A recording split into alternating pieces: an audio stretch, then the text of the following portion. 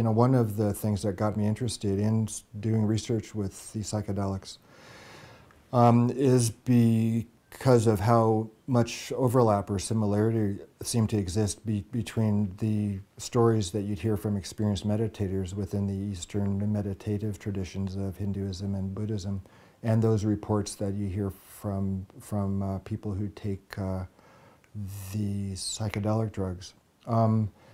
And actually, it always seemed to me there must be some way of combining the two fields, that perhaps you can maybe be inspired to become a Buddhist or a Hindu through the psychedelic experience. And there are a handful of papers that have described that quite a few people got their start as Buddhists or Hindus from a big LSD flash.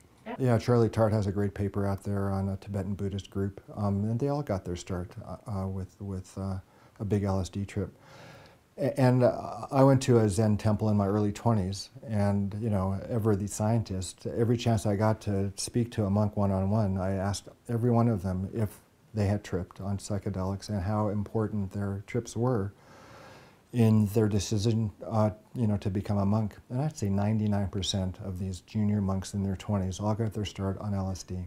And you know, I first went up to the monastery in 1973 or 74. Yeah, and I was in my early 20s. They were all in their early 20s. Yeah, and I told them about my interest, like I wanted to do psychedelic research and see what is the relationship between brain chemistry and the enlightenment experience. And they all said, far out, that's great, you know, we're all for it and we support you, and you know, we get it and you know, keep us posted. Yeah, and so I you know, kept them posted. And actually the questionnaire that we developed to quantify the experience on DMT, it was based on Buddhist psychological principles.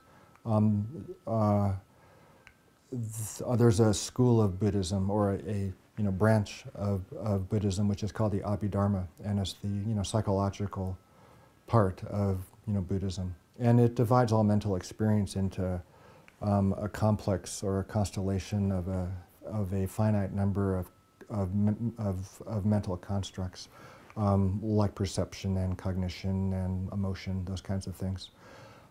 So I wanted to quantify the DMT experience, because if you don't have quantitative data for doing research, you're really not making much progress. So I developed a questionnaire that was based on principles of Abhidharma. I would kind of throw in a bunch of terms that would be subsumed under the cognition you know, construct of Abhidharma.